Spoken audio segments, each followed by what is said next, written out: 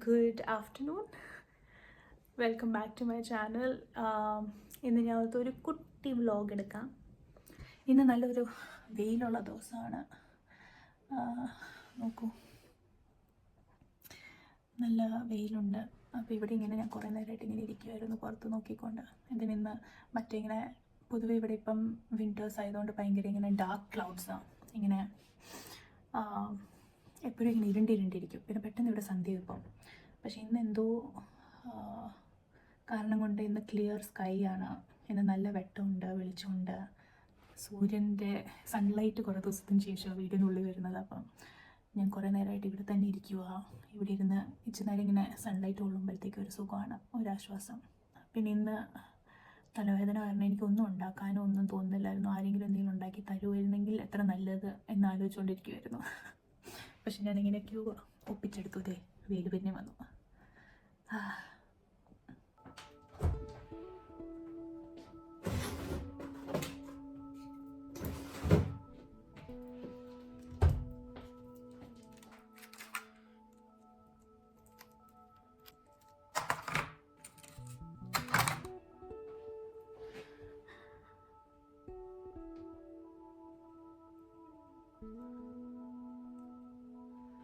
എൻ്റെ അടുത്തൊരു ഐസ് റോളറുണ്ട്. പക്ഷേ അത് ഞാൻ കഴിഞ്ഞ പ്രാവശ്യം ഉപയോഗിച്ച് കഴിഞ്ഞിട്ട് ഞാൻ ഫ്രിഡ്ജ് വെക്കാൻ മറന്നുപോയി. അതുകൊണ്ട് അത് തണുത്തിട്ടില്ല. അപ്പം എൻ്റെ അടുത്ത് ഇപ്പോൾ ഈ ഒരു ഓപ്ഷനേ ഉള്ളൂ. പല സ്ഥലത്തായിട്ട് വേദന എടുക്കുക. ഈ മൈഗ്രെയിനൊക്കെ വർഷങ്ങളായിട്ട് അനുഭവിച്ചുകൊണ്ടിരിക്കുന്ന കുറേ പേര് എൻ്റെ പരിചയത്തിൽ തന്നെ ഉണ്ട്. എൻ്റെ അമ്മ കുറേ വർഷങ്ങളായിട്ട് അനുഭവിക്കുന്ന, പിന്നെ എനിക്കറിയാവുന്ന കുറേ ആൻറ്റിമാരൊക്കെ. അപ്പോൾ അത് ഞാൻ കൊച്ചിലൊക്കെ ആലോചിക്കാറുണ്ട്, ഇത്രയ്ക്കും എന്നെ തലവേദന വരുമ്പോഴത്തേക്കും എൻ്റെ അമ്മയൊക്കെ ഇരുന്ന് ഛർദ്ദിക്കുകയൊക്കെ ചെയ്യുമായിരുന്നു, പാവം. പക്ഷേ ഇപ്പോൾ എനിക്ക് ആ തലവേദന വരുമ്പോഴത്തേക്കും എനിക്ക് ഒന്നും ചെയ്യാൻ പറ്റത്തില്ല. ആ സമയത്ത് അവരാണെങ്കിൽ എന്നിട്ടും എന്തെങ്കിലും ഉണ്ടാക്കാനൊക്കെ നോക്കുമായിരുന്നു. എനിക്കാണെങ്കിൽ ഒന്ന് തലവേദന വന്നു പോയാൽ പിന്നെ എനിക്ക് ആ ദിവസം ഒന്നുമേ ചെയ്യാൻ തോന്നത്തില്ല. എൻ്റെ മുഖത്തൊക്കെ കുറേ കുരു വന്നിരിക്കുന്നത്. എനിക്കിപ്പം പീരിയഡ്സ് ആവുന്ന സമയമാണ്, അതുകൊണ്ട് മുഖത്ത് കുരു വന്നേക്കുന്നത്.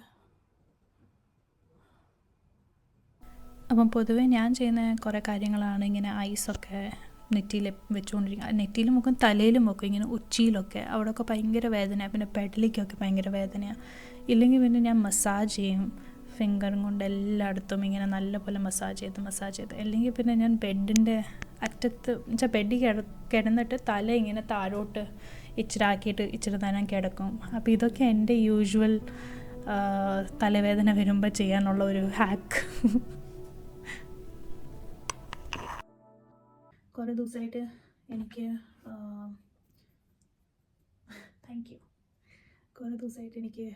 നമ്മുടെ മേക്കപ്പ് ബ്രഷ്, എൻ്റെ മേക്കപ്പ് ബ്രഷാണ്. അപ്പോൾ അതെനിക്ക് ക്ലീൻ ചെയ്യണമെന്ന് ആഗ്രഹം ഉണ്ടായിരുന്നു. എനിക്കൊന്ന് 1 മാസമായി ഇത് ഞാൻ ക്ലീൻ ചെയ്തിട്ടപ്പം ഇനിയും ക്ലീൻ ചെയ്തില്ലെങ്കിൽ എൻ്റെ മുഖത്ത് ഇല്ലാത്ത കുരുക്കളെല്ലാം വരും. പിന്നെ ഇത് ഞാൻ ടെമൂന്ന് വെച്ചുകൊണ്ടുള്ളൊരു പേജിൽ നിന്ന് വാങ്ങിച്ചു. ഇതിനൊരു അടപ്പമുണ്ട്, പക്ഷെ ഞാൻ അത് ഉപയോഗിക്കാറില്ല. അടപ്പില്ലാതെ ഇങ്ങനെ ഉപയോഗിക്കുന്നത്. അത്ര വിലയൊന്നും ഇല്ലായിരുന്നു. അപ്പോൾ ഞാൻ എൻ്റെ മേക്കപ്പ് ബ്രഷ് ക്ലീൻ ചെയ്യുമ്പോഴത്തേക്കും ഞാൻ ഉപയോഗിക്കുന്ന സാധനങ്ങൾ എന്തൊക്കെയാണെന്ന് വെച്ചാൽ, ഒരു ബോൾ, അതിനകത്ത് ഞാൻ വെം ഒഴിക്കുക. നമ്മുടെ പാത്രം കഴുകുന്ന വെം ലിക്വിഡില്ലേ, അത് ആവശ്യത്തിന് ഒഴിക്കുക. ഏതെങ്കിലും ഷാമ്പൂ, ഞാനിപ്പോൾ ഉപയോഗിക്കുന്ന ഷാമ്പൂ ഇതാ,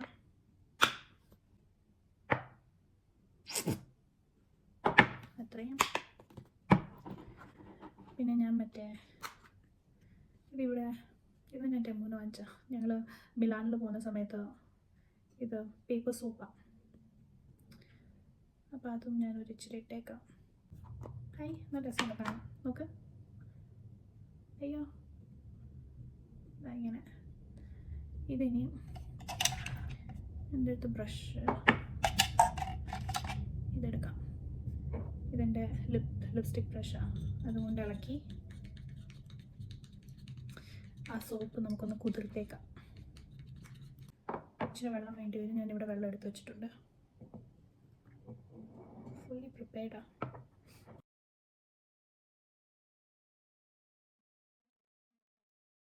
ഞാനിവിടെ വേറൊരു ബോളിനകത്തും വെള്ളം ഒഴിച്ചിട്ടുണ്ട്. ഇങ്ങനെ ഇതെല്ലാം പൊതുവെ ഞാൻ ബാത്റൂമിൽ വെച്ചുകൊണ്ടാണ് ചെയ്യുന്നത്. ഇനിയിപ്പോൾ ഞാൻ അവിടുത്തെ ഒരു വീഡിയോ എടുത്തേക്കാം. അതുകൊണ്ട് പിന്നെ ഞാൻ ഇവിടെ ടേബിളിൽ ഇരിക്കുന്നത്. ഇച്ചിരി ഷീറ്റ്സ് ടിഷ്യൂ ഇങ്ങനെ വെച്ചേക്കാം. അപ്പം ഉടനെ നമുക്ക് ആ ടിഷ്യൂടെ മുകളിലോട്ട് വെക്കാം, അല്ലെങ്കിൽ പിന്നെ ഇവിടെ എല്ലാം വെള്ളമാവും. ഒരു മിനിറ്റ്, ഞാൻ ചായ ഉണ്ടാക്കുന്നുണ്ട്, അതുകൂടെ എടുത്തോളെ. ചൂട് ചായ. ചായ എന്ന് പറയുമ്പോഴത്തേക്ക് പാലിട്ടുള്ള ചായ അല്ല, എനിക്ക് പാലിഷ്ടമല്ല. എനിക്ക് പാല് കുടിച്ചാൽ വയറിളകും.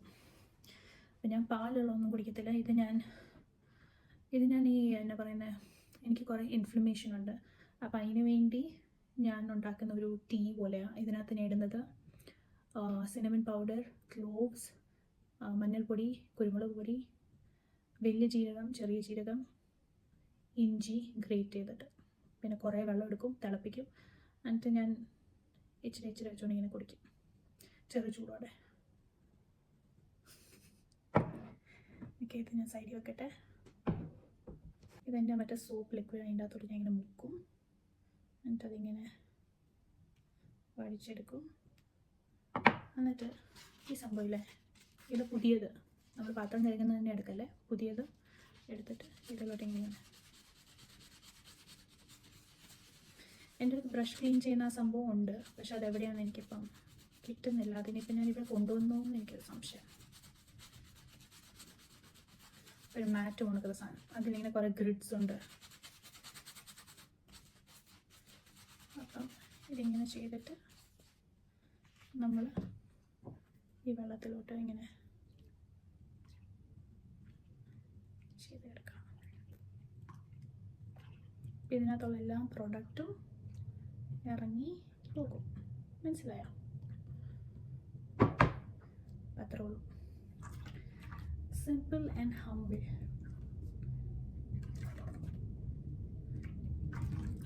അപ്പോൾ നമ്മൾ നമ്മുടെ മുഖത്ത് ഉപയോഗിക്കുന്ന ഏത് മേക്കപ്പ് ബ്രഷ് ആണെങ്കിലും, അല്ലെങ്കിൽ നമ്മൾ ചെയ്യുന്ന ചീപ്പ്, അതൊക്കെ ഇടയ്ക്ക് കഴുകണം.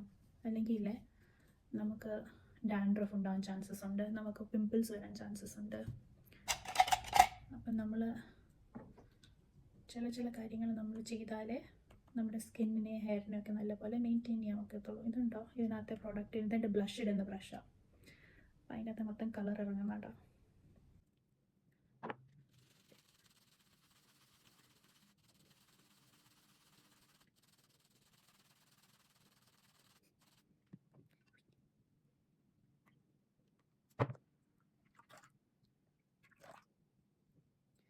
നല്ലപോലെ പോയിട്ടില്ലെങ്കിൽ ഒന്നുകൂടെ അതിനകത്ത് നോക്കിയിട്ട് വെള്ളത്തിച്ച് നോക്കിയിട്ട് ഒന്നുകൂടി ഇങ്ങനെയാണ് കഴിക്കും. ഈ ബ്രഷ് എനിക്കൊന്ന്, ഇതും റിയൽ ടെക്നിക്സ് എന്ന് വെച്ചിട്ടുള്ള ഒരു കമ്പനിയുടെ ബ്രഷാണ്. ഇതെനിക്ക് ഒരു 6 വർഷം പഴക്കമാണ് ഈ ബ്രഷിന്. പക്ഷെ ഇപ്പോഴും നല്ല അടിപൊളിയായിട്ട് നിൽക്കുന്നുണ്ട്.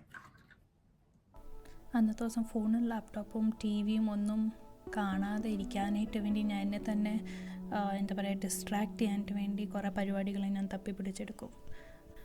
അതുമല്ല, ഇത് നമ്മൾ ചെയ്യുമ്പോഴത്തേക്കും ഇങ്ങനെ മെഡിറ്റേറ്റ് ചെയ്യുന്ന പോണക്കത്തെ ഒരു ഫീലാണ്. എപ്പോഴും 100 കൂട്ടം കാര്യം മനസ്സിലോടിക്കൊണ്ടിരിക്കുമ്പോഴത്തേക്കും പയ്യെ നമ്മൾ ഒരു കാര്യത്തിന് വേണ്ടി മാത്രം സമയമെടുത്ത് സമാധാനത്തോടെ ചെയ്യുമ്പോഴത്തേക്കും അതൊരു മെഡിറ്റേറ്റീവ് പ്രോസസ്സായിട്ടാണ് ഞാൻ കരുതിയിരിക്കുന്നത്.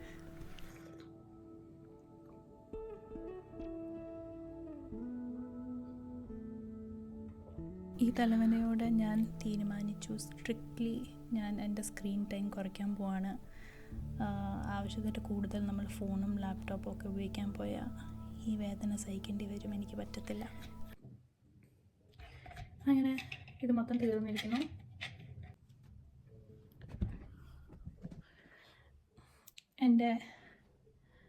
ഇതാണ് ഞാനിപ്പം കഴുകി വെച്ചിരിക്കുന്ന ബ്രഷ് എല്ലാം.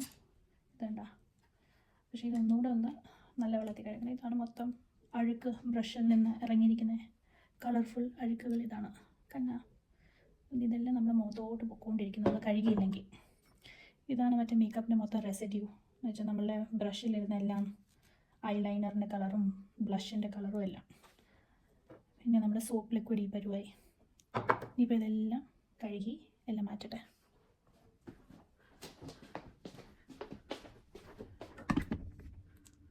എനിക്ക് ഏറ്റവും ഇഷ്ടമുള്ളൊരു പണിയാണ് എൻ്റെ മേക്കപ്പ് ബ്രഷ് ഞാൻ ക്ലീൻ ചെയ്ത് കഴിഞ്ഞിട്ട് അത് ഉണങ്ങി കഴിഞ്ഞിട്ട് പിന്നെ ഞാൻ മേക്കപ്പ് ചെയ്യാനായിട്ട് വേണ്ടി ഉപയോഗിക്കുമ്പം ക്ലീൻ ബ്രഷ് കാണുമ്പോഴത്തേക്കും കിട്ടുന്നൊരു സന്തോഷം. എന്തിനും എനിക്കറിയാം ഞാൻ എൻ്റെ മുഖത്തിൽ ആവശ്യമില്ലാത്ത ആവശ്യമില്ലാത്ത ബാക്ടീരിയ മുഖത്തിൽ സ്കിന്നിൽ കയറ്റുന്നില്ല. ഞാൻ നല്ലപോലെ ക്ലീൻ ആയിട്ടെല്ലാം ചെയ്ത് വെച്ചിരിക്കുകയെന്ന് വെച്ചുകൊണ്ട് അപ്പോൾ ഈ വീഡിയോ കാണുമ്പോൾ തന്നെ എനിക്ക് സന്തോഷമാവുക. ഇങ്ങനെ ഒരു ടവൽ വെച്ചിട്ട് അതിലോട്ട് ഈ ബ്രഷെല്ലാം ഇങ്ങനെ ഇടും. എന്നിട്ടത് ഉണങ്ങാനായിട്ട് വേണ്ടി എനിക്കൊന്ന് ഒരു ദിവസം എടുക്കും. അതിൻ്റെ മൊത്തം വെള്ളമൊക്കെ ഉണങ്ങിപ്പോയി വൃത്തിയായി കഴിയുമ്പോഴത്തേക്കും അടിപൊളിയാവും. കണ്ടോ? അത് കഴിഞ്ഞിട്ട് ഞാൻ ഓർത്ത് ഇച്ചിരി നേരം റിലാക്സ് ചെയ്യാം. അപ്പോൾ എൻ്റെ ഒരു ഫ്രണ്ട് എനിക്ക് ഒരു മെഡിറ്റേറ്റീവ് ബോൾ ഗിഫ്റ്റ് ചെയ്തായിരുന്നു. എനിക്ക് കുറേ ഇഷ്ടമാണ്. ഞാൻ സ്ട്രെസ്ഫുൾ ആകുമ്പോഴത്തേക്കും ഞാൻ ഇതെടുത്ത് ഇങ്ങനെ പ്ലേ ചെയ്യും. അപ്പോൾ ഇതിൽ നിന്ന് വരുന്ന സൗണ്ട് നമ്മളെ ഡീസ്ട്രെസ് ചെയ്യിക്കും, നമ്മളെ ഹീൽ ചെയ്യും, നമുക്ക് റിലാക്സ് ചെയ്യാനായിട്ട് വേണ്ടി ഹെൽപ്പ് ചെയ്യും. അപ്പോൾ അതിൽ നിന്ന് വരുന്ന സൗണ്ട് ഞാൻ നെക്സ്റ്റ് ക്ലിപ്പിൽ ഞാൻ ഒന്നും പറയാതെ കേൾപ്പിക്കാം. അത് എങ്ങനത്തെ സൗണ്ടാണ് വരുന്നതെന്ന്.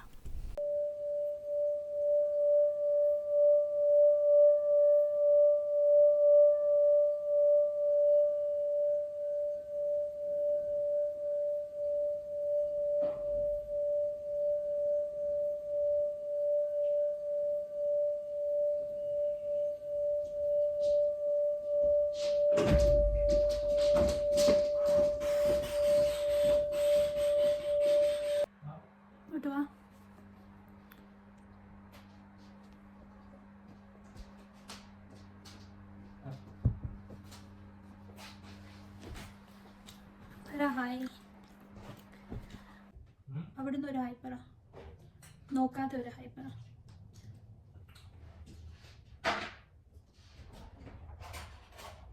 ക്യൂട്ടി.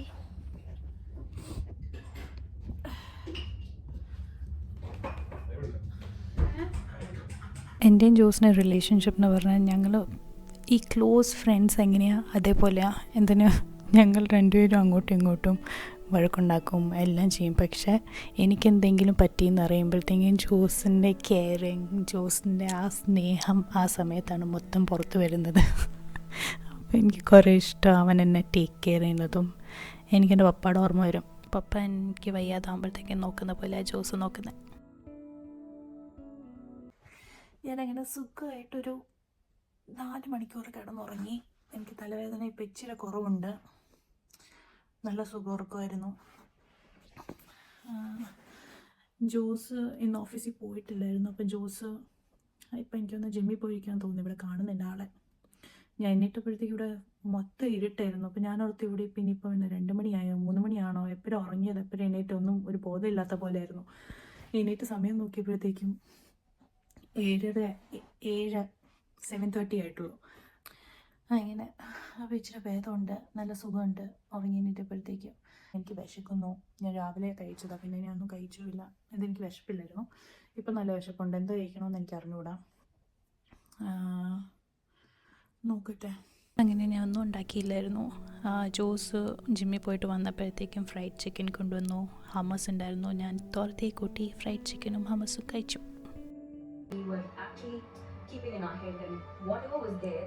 ഞാനിപ്പം നയൻതാരയുടെ ഡോക്യുമെൻ്ററി കാണും.